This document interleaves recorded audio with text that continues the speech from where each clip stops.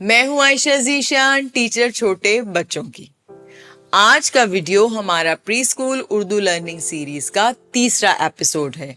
इससे पहले के वीडियोस में हम बात कर चुके हैं कि उर्दू हरूफ सिखाने की दुरुस्त उम्र क्या है, किस तरह सबसे पहले हमें बच्चों को उर्दू हरूफ की तरतीब या सीक्वेंस सिखाना चाहिए और ये किस कदर अहम है कि हम बच्चों को उर्दू वोकैबुलरी या ज़ख़ीरा अल्फाज से मुतारिफ कराएं। बच्चों को उर्दू हरूफ की तरतीब सिखाने के बाद हम इस स्टेप या मंजिल पर पहुंच जाते हैं कि अब हमें बच्चों को उर्दू हरूफ की इनफरादी पहचान कराने की ज़रूरत है। इनफरादी पहचान का मतलब ये है कि बच्चा उर्दू के किसी भी हर्फ को अलहदा या अकेला देखकर ये बता सके और पहचान सके कि ये कौन सा हर्फ है। याद रखिए, इस स्टेज पर बच्चा अभी लिखना शुरू नहीं करता। ये स्टेज यकीनन कदरे लंबी होगी और इसमें 6 से 8 माह तक का वक्त भी लग सकता है, और अगर इससे ज़्यादा वक्त भी दरकार है तो हमें हरगिज़ झुंझुलाने, परेशान होने और दौड़ लगाने की ज़रूरत नहीं है। हमें इस बात को हमेशा याद रखना होगा कि हर बच्चे की चीज़ों को सीखने की स्पीड या रफ्तार मुख्तलिफ हो सकती है।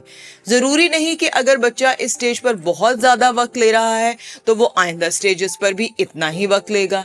इसी तरह ये भी मुमकिन है कि कुछ हरूफ को बच्चा बहुत जल्दी पहचान ले और कुछ हरूफ को पहचानने में वो बहुत देर लगाए।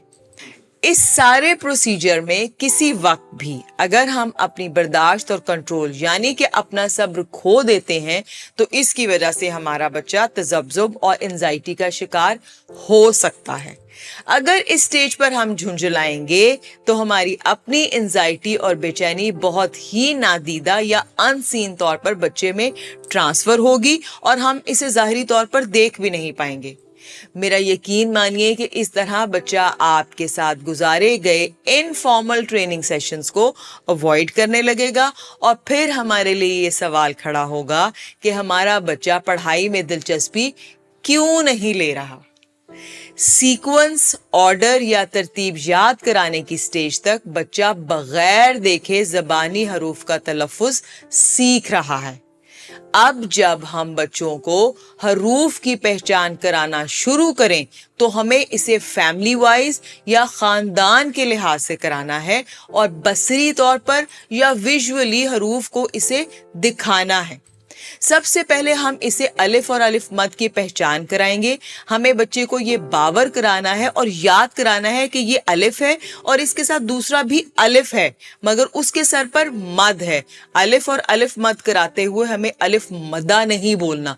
मदा कोई लफ्ज नहीं है और ना ही ये कोई हर्फ है। अलिफ मद के ऊपर जो अलिफ मद से आ आवाज बनती है उसके बारे में हम बात करेंगे सौतियात यानी फोनिक्स के वीडियो में। दूसरा खानदान है बे का खानदान। जिस तरह अलिफ के खानदान को अलिफ और अलिफ मद एक दूसरे से मुनफरिद करते हैं, इसी तरह से तक बे के खानदान के तमाम अरकान को डिफरेंशिएट करते हैं या मुनफरिद करते हैं उनके नुक्ते। इस स्टेज पर बहुत कम बच्चे ऐसे हैं जो जल्दी से 5 के 5 हरूफ की शक्लों में फर्क कर सकते हैं। बच्चों के लिए ये एक नया तजुर्बा है और बच्चे इसमें वक्त लेंगे। जब मैं ज्यादातर बच्चे कहती हूँ तो इसका मतलब होता है कि कुछ बच्चे बहुत ज्यादा वक्त भी ले सकते हैं। यहाँ पर इस बात का जिक्र मैं इसलिए कर रही हूँ कि मैं जानती हूँ कि इस स्टेज पर अक्सर माएँ आकर बहुत परेशान हो जाती हैं और उन्हें लगता है कि उनका बच्चा हरूफ की पहचान कर ही नहीं पा रहा। हो सकता है कि एक दिन आपको लगे कि अब वो सब हरूफ को इनफरादी तौर पर पहचान सकता है और चंद दिन बाद जब आप दोहराई कराएं तो आपको अंदाजा हो कि वो फिर से इनकी शक्लों को और इनके नुक्तों को भूल गया है। दर हकीकत ऐसा नहीं होता, लेकिन बच्चे को यहाँ रीइंफोर्समेंट या दोहराई या अहादा करने की जरूरत होती है, यानी इसे दोबारा से इनको करने की जरूरत है और दोबारा करने में ज्यादा वक्त नहीं लगेगा, जितना हमें पहली बार लगा था उतना नहीं। यहाँ मसला बच्चे के याद रख पाने का नहीं है, यानी उसकी रिटेंशन का नहीं है। यहाँ मसला हमारे पेशेंस का है। बच्चे इसी तरह से सीखते, भूलते और सीखते हैं और यहाँ तक कि वो फिर कभी नहीं भूलते।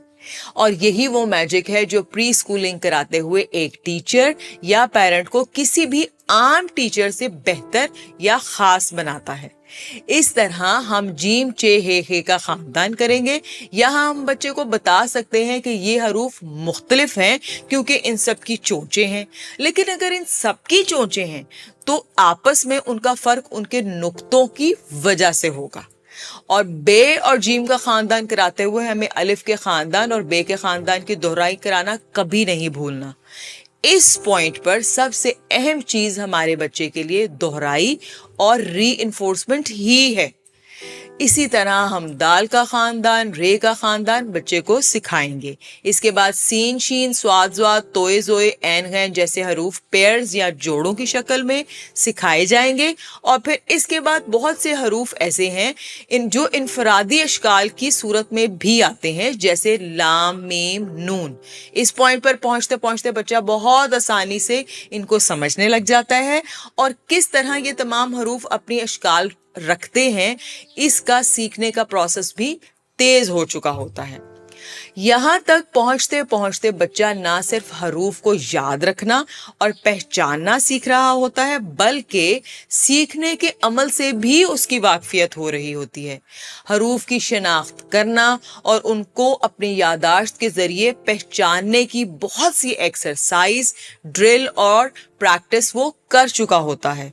इस स्टेज पर वालिदैन या टीचर या जो भी उसे सिखा रहे हैं उनके लिए हरूफ की पहचान कराना भी आसान हो जाता है। अब बात करते हैं स्ट्रैटेजीज या टेक्निक की, जिसमें सबसे पहले आता है नुक्तों का गाना। जैसे बे के नीचे एक नुक्ता, एक नुक्ता, एक नुक्ता, बे के नीचे एक नुक्ता, एक नुक्ता, एक नुक्ता, चे के अंदर तीन नुक्ते, तीन नुक्ते, तीन नुक्ते, चे के अंदर तीन नुक्ते, तीन नुक्ते, तीन नुक्ते। मैं भी बच्चों के लिए एक नुक्तों का गाना बना रही हूँ। ऐसा मैंने पहले भी किया था, मगर वो मेरे चैनल के हैक हो जाने की वजह से अब मेरे पास नहीं है।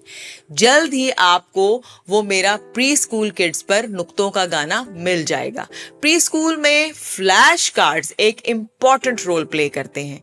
जब हम बच्चे को फ्लैश कार्ड्स के जरिए इनफरादी तौर पर हरूफ दिखाएंगे और इसे इनके नाम बताएंगे तो उसे उनको इनफरादी तौर पर याद रखना आसान लगेगा। शुरू में सिर्फ एक खानदान के फ्लैश कार्ड्स इस्तेमाल करें, फिर उनका ऑर्डर या तरतीब तब्दील करके इन्हें इस्तेमाल करें। जब बच्चा दूसरे खानदान पर अबूर हासिल कर ले तो इसके फ्लैश कार्ड्स भी पहले वाले खानदान के फ्लैश कार्ड्स में शामिल कर लें। मेरा ख्याल है कि आप समझ सकते हैं कि मैं क्या कह रही हूं। अब इससे ज्यादा तमहीद आपको बोर कर सकती है। दूसरी एक दिलचस्प एक्टिविटी है लेटर हंट। फ्लैश कार्ड्स जो कि आप अपने हाथ से भी बना सकते हैं, और अगर नहीं तो 250 से 400 रुपए तक आपको ये किसी भी बुक स्टोर पर आसानी से मिल जाएंगे।